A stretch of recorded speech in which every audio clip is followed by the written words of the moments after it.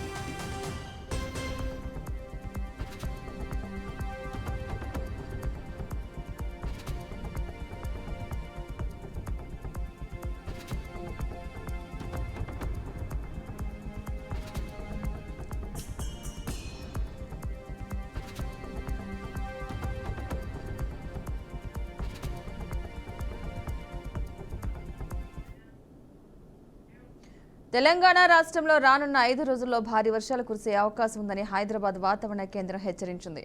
ఈ నెల 30 వరకు రాష్ట్రంలోని పలు జిల్లాల్లో భారీ నుంచి అతి భారీ వర్షాలు కురిసే అవకాశం ఉందని తెలిపింది.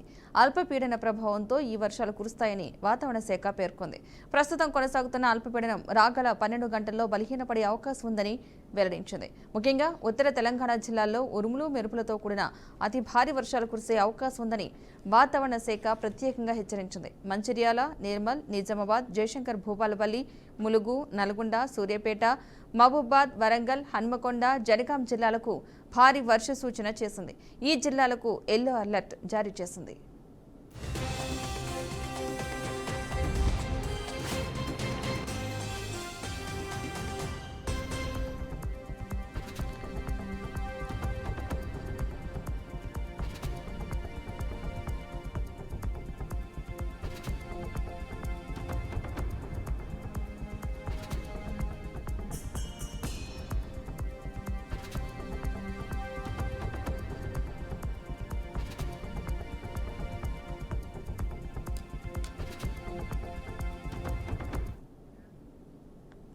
తెలంగాణ సీఎం రేవంత్ రెడ్డి ఏపీ సీఎంకు కోవర్టు అంటూ తీవ్ర విమర్శలు చేశారు. బీఆర్ఎస్ వర్కింగ్ ప్రెసిడెంట్ కేటీఆర్ బాబు ఆడించినట్లు రేవంత్ ఆడుతున్నారని అన్నారు. పక్క రాష్ట్రం కాంగ్రెస్ లో అలమట్ట డ్యాం హైట్ పెంచేందుకు 70,000 కోట్లు ఖర్చు చేస్తే తప్పులేనిది కేటీఆర్ కాళేశ్వరంలో 100 కోట్లు తిన్నారని తప్పుడు మాటలు మాట్లాడుతున్నారని మండిపడ్డారు.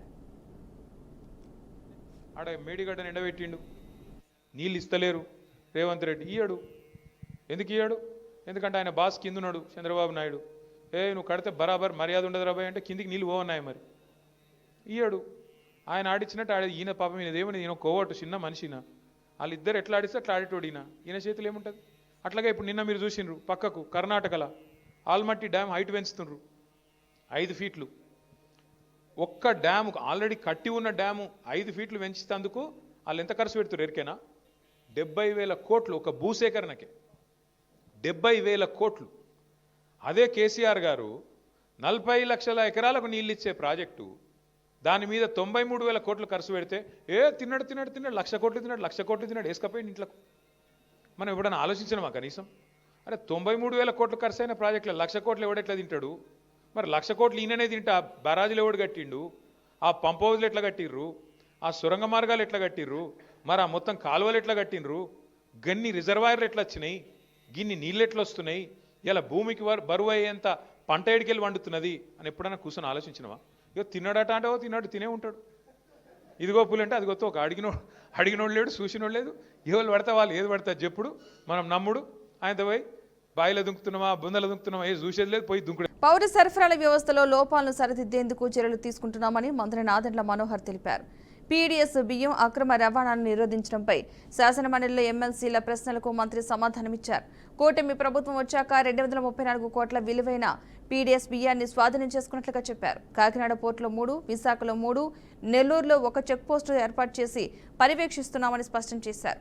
5.65 లక్షల మెట్రిక్ టన్నుల బియ్యాన్ని ఏడాదిలోనే స్వాధీనం చేసుకున్నట్లుగా వివరించారు.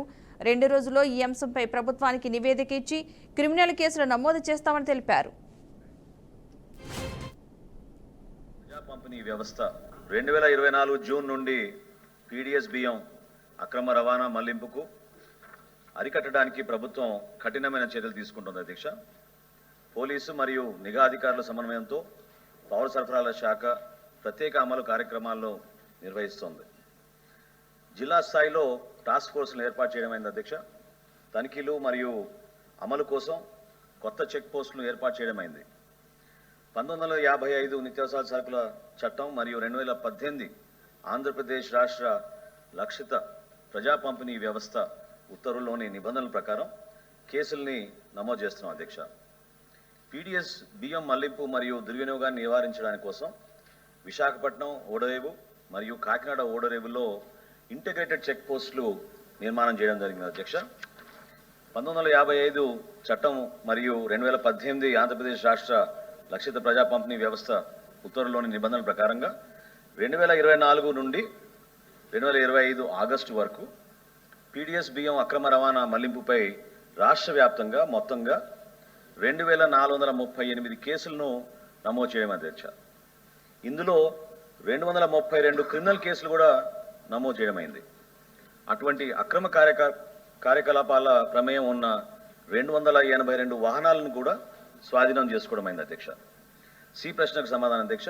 ఈ కాలంలో 5,65,886 క్వింటాళ్ల బియ్యాన్ని స్వాధీనం చేసుకుని దాని విలువ 254,60,00,000 అధ్యక్ష. డి ప్రశ్నకు సమాధానం, స్వాధీనం చేసుకున్న బియ్యాన్ని కార్యవిధానం ప్రకారంగా బహిరంగ వేలం ద్వారా విక్రయించడమైంది. ఇక్కడ ఏంటంటే అధ్యక్ష, మాకున్న చట్ట ప్రకారంగా వితిన్ 1 మంత్ ఈ బియ్యాన్ని ఆక్షన్ చేయాలనే ప్రయత్నం డిపార్ట్మెంట్ నుంచి చేస్తున్నాం అధ్యక్ష. కానీ అనేక సందర్భాల్లో కోర్టులు వెళ్ళి ఆశ్రయించడం ద్వారా కొంచెం జాప్యం జరుగుతుంది. ఇప్పటి వరకు 25,584 క్వింటాల బియ్యాన్ని వేలం చేయగా అందులో వచ్చిన మాకు ఆదాయం 6,60,63,805 రూపాయలు అధ్యక్ష. ఈ స్వాధీనం చేసుకున్న బియ్యాన్ని మాత్రం మేము వేలం చేసాం అధ్యక్ష. దీని గురించి ఈసీ చట్టంలోని 6A విభాగం ప్రకారం స్వాధీనం చేసుకున్న నిల్వలు సహజంగా కుళ్ళిపోకుండా నివారించడానికి కోసం స్వాధీనం చేసుకున్న నిల్వలను బహిరంగ వేలం ద్వారానే మేము వాటిని విక్రయించాలి అధ్యక్ష. వివిధ కోర్టుల్లో ఈ వ్యాజ్యాలు పెండింగ్ ఉన్నందున స్వాధీనం చేసుకున్న నిల్వలను అతి త్వరగా వీటిని ముందు తీసుకెళ్లి విక్రయించడానికి కోసం చర్యలు ప్రభుత్వం నుంచి తప్పకుండా చేపట్టాలి. ప్రతి మనిషికి జీవితంలో ఒక తృప్తి ఇంటి నిర్మాణంలోనే ఉంటుందన్నారు మంత్రి పొంగులేటి శ్రీనివాసరెడ్డి. అందరి ఆశీర్వాదాలతో కాంగ్రెస్ ప్రభుత్వం వచ్చిందని, తనకు గృహ నిర్మాణ శాఖ మంత్రి పదవి కూడా వచ్చిందని గుర్తు చేశారు. గత ప్రభుత్వం ఇళ్ల విషయంలో ప్రజలను మోసం చేసిందని అన్నారు. ఖమ్మం జిల్లాలో పర్యటించిన ఆయన ఆరింపులలో ఇందిరమ్మ ఇళ్లు ప్రారంభించారు. అనంతరం లబ్ధిదారుడి ఇంట్లో భోజనం చేశారు.